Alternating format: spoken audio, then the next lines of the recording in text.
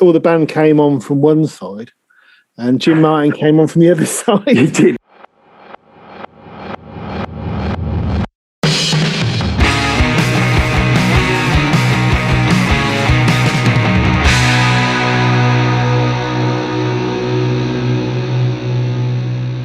Hello, Kev, you all right? All right, Matt, how's it going? All right, mate. Yeah, not bad. So we're going to do a review discussion on probably an album that was a big deal for me and Kev when we were kids. Faith No More, Angel Dust, from 1992. That seems like a long time ago, doesn't it? So that's like, what is that? Is that 29 years ago? 29 years ago, wow. It was released on June the 8th, 1992. So it'll be on June the 8th, it'll be 29 years old. Wow. So when this guy, I had Faith No More's first. The first thing I had Faith No More was The Real Thing. I had a Real Thing on tape. Yeah.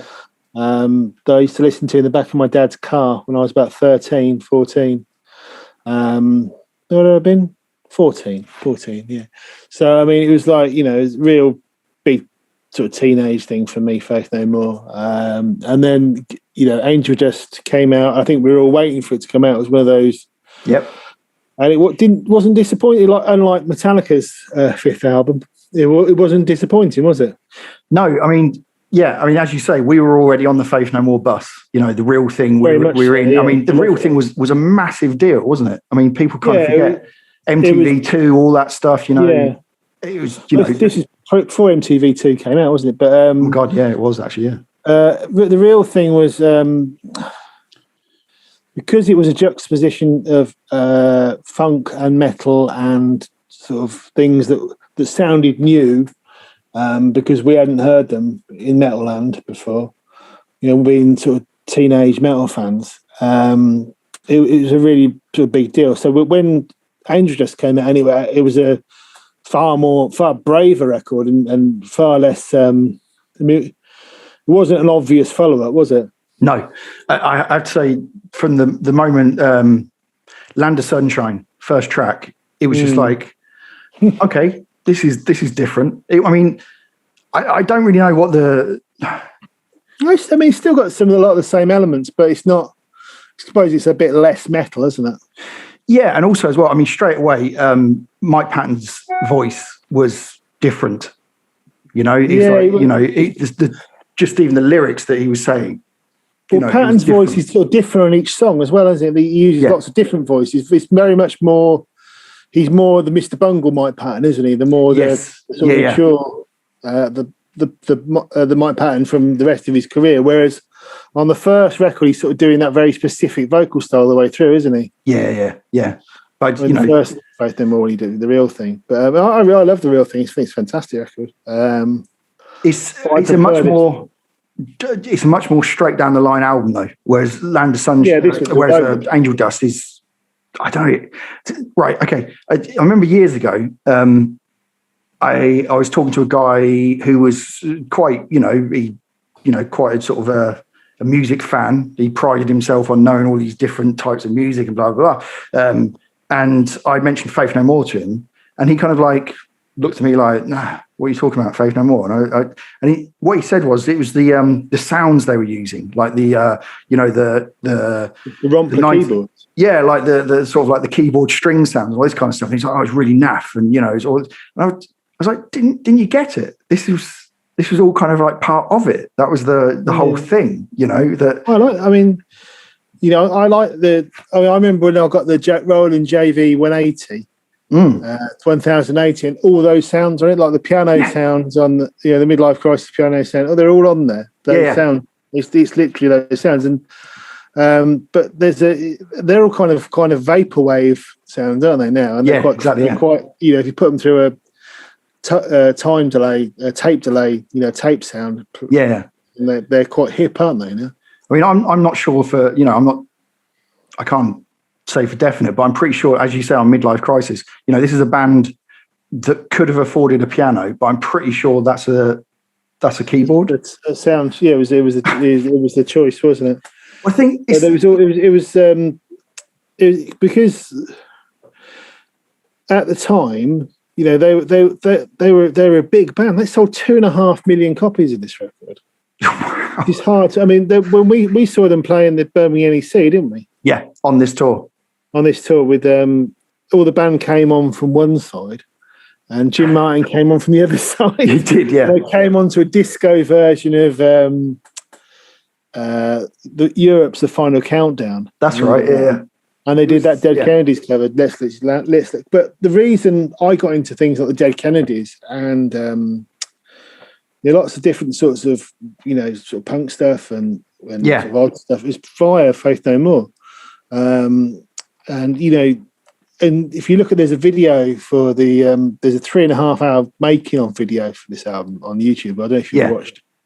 I got part way through it, but he's wearing a Cardiacs t-shirt in all the promo stuff for it, and it's like, they were a mainstream band, but they were sort of drawing on these sort of Dead Kennedys, Cardiacs influences, weren't they? Which is really bizarre that at the time. It was. I think looking back now, I think.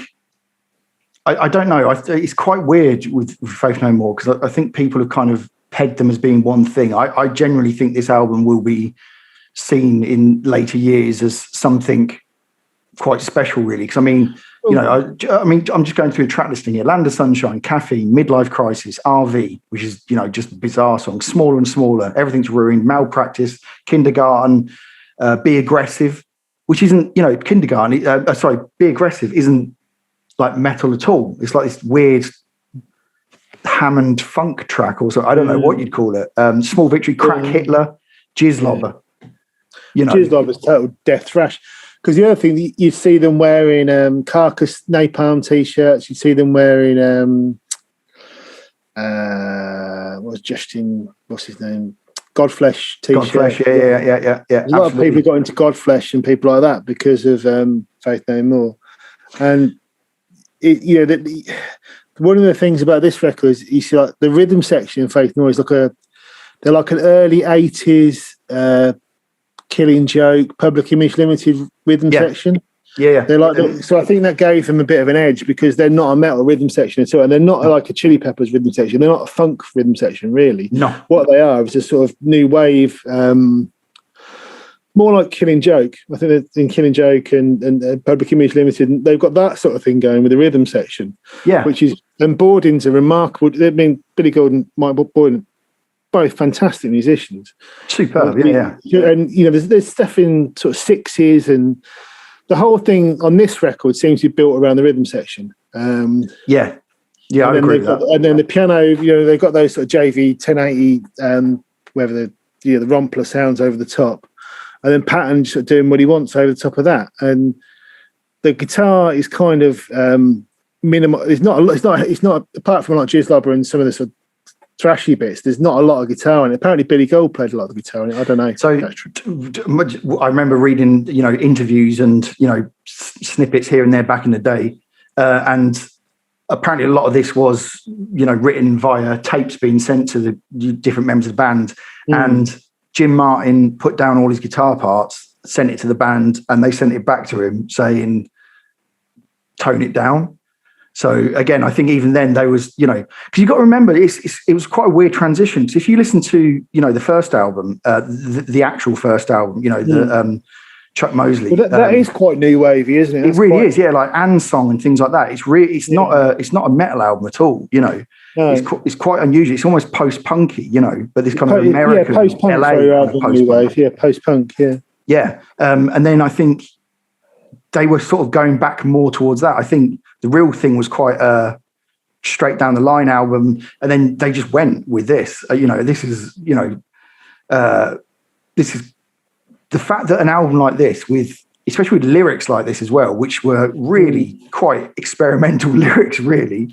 Yeah. And the fact that it got, really proper like mainstream airplay and was, a really big album. I think that's, in the last video we did, we were talking about Black Midi and about how they're getting relatively mainstream airplay now. And again, it just proves that if the audience isn't as, as delicate as some people may think, No, I think people enjoy interesting music if they get a chance to hear it, And it's, when it first came out as well, when I bought this, it didn't have Easy on it, did it?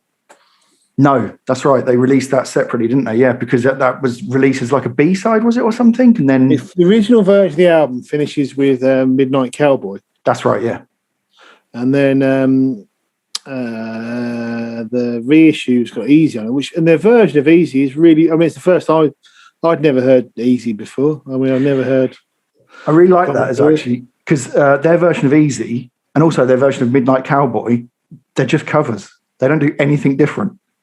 No, they're not clever. They're not trying. They've not, subverted it or changed it. They've literally just covered Easy. But the Midnight Cowboy one's really good as well, isn't it? Even the guitar solo is the same on Easy, isn't it? Yeah, exactly the same. Yeah, exactly. Yeah. I think there's like this. I don't know though. Whenever Mike Patton does something, you always get this kind of like idea that there's some kind of satire or something, or there's something underlying going on there. And I mean, I think Angel Dust is a very postmodern album. I'd say, it's very. He's got lots, there's definitely sort of lots of this kind of early sampling, and they got the Rompler, so they got lots and lots of keyboard sounds. Yeah, so they can sort of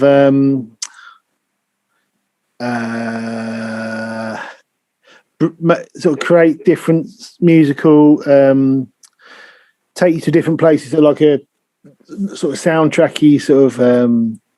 They can put a Hammond sound on it. Or there's lots of places, and now we take it for granted because when we're writing up, we'll bring up any synth we can imagine or any keyboard we can imagine. But at the time, those Rompers were only just coming in, weren't they?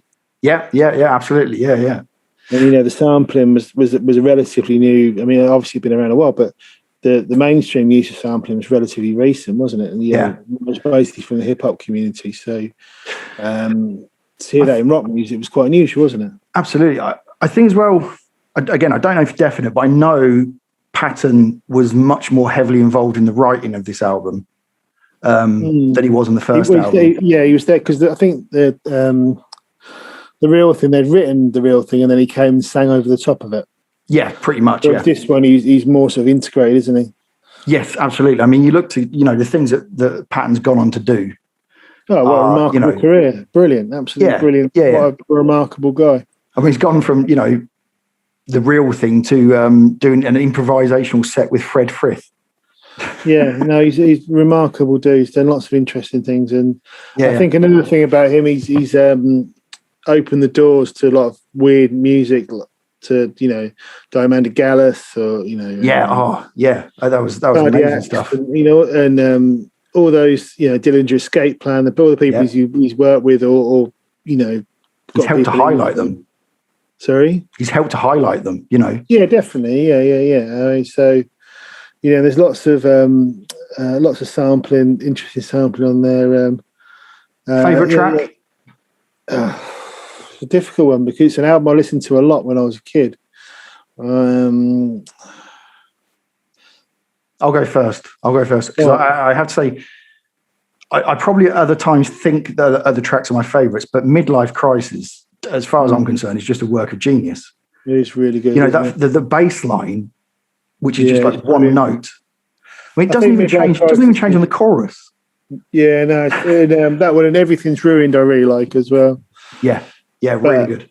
They were both, they were just a really great band. And it was weird because they were so ripped off, weren't they? And, you got your Limp Bizkits and those, that sort of, I suppose this is the door to new metal, isn't it? Unfortunately, yes. Although I don't really like any of that music. Although I do think that some bands who've managed to sort of like walk away from that, whistling with their hands in their pockets. Bands like Helmet, who basically awesome. Brought like the drop D riff into metal and all that kind of stuff. They've got a part to play as well in that kind of thing. Yeah, at the time there was these guys. It was Faith No More, Helmet, Biohazard. That sort of stuff we were listening to, weren't it? Although the bands we were really into. So I suppose this was kind of, this is probably 5 years before we got Limp Bizkit and those bands, and it's like hip hop and rap and metal and mixing it all up and all that. But it's like those guys missed the joke, and took it all literally. There's not a lot of irony with break stuff or whatever, is there? No, I always see. Although the guitarist of that band was really good. I can't remember his name, but Wes Borland. Yeah, he was. Yeah, that's true. Very good guitar player. I see a parallel with, this album as well. For some reason, it always reminds me of David Lynch. And Lynch, it's got that kind of, it's surreal and it's slicing eyeballs and that kind of. Well, it's more a case of like, in Blue Velvet and stuff. It's all about how there's this kind of white picket fence, normality. But underneath that, there's all this really bizarre stuff going on. And I really think Angel Dust, because it's like a song like RV, it's like, what is this? What is happening here? Who is this person? What is he trying to tell us? I know Land of Sunshine, apparently he was like, he found like magazines or something on the ground. Oh, was that and the just one like with the doing cut up stuff?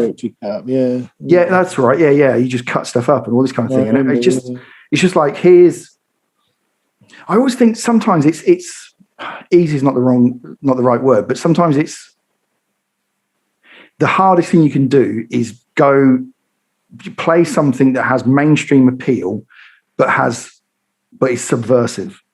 To be accepted, by the mainstream, as we said before, to be able to, do this kind of stuff, which is, when you really dig into it, it's fairly challenging, musically and lyrically, I think. It doesn't always go the way you think it's going to go. And, like Be Aggressive, which is literally a song written by Roddy Bottom about getting BJs. You know what I mean? It's like, it's to get this stuff in without. Definitely, it's hard to, because now none of it seems really controversial, does it, or particularly unusual? But at the time, it was that kind of macho heavy metal thing, wasn't it? Yeah. Which I think, ironically, most of these people are Judas Priest fans, weren't they? But, so, yeah. But it was like, it was that kind of ironic heavy metal and real metal and. Yeah, it was interesting because it was that we were just post grunge, weren't we? So 91, Nirvana came out, and then you had Faith No More, and where people, I suppose that's where our generation came in, where it was like Generation X post ironic metal, where it was kind of metal. But one of the things I never wanted to be part of a gang. I loved heavy metal, I loved death metal, I loved grindcore, I loved all that stuff. I loved all the.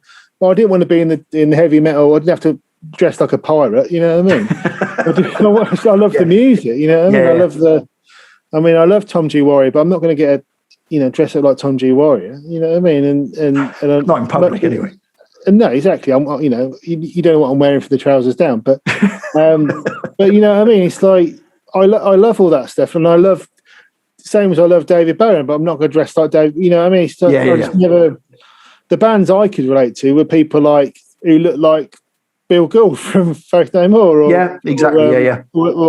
Paige Hamilton from Helmet. There's like normal people, playing rock music. And I couldn't really relate to the dress up side of it all. It seemed a bit silly to me, and a lot of that stuff. It was a changing of the guard, wasn't it? From even Maiden were wearing jeans on stage at this point, weren't they? They were.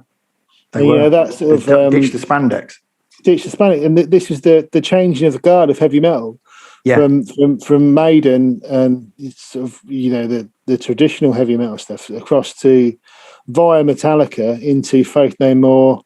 And then you got the sort of new metal stuff. But you've hit an nail on the head. I mean, really, Faith No More were a gateway drug, weren't they, into like so many other things? Well, that's it. I mean, like I say, there was how many kids bought Godflesh albums and listened to Justin Broderick stuff now because they saw.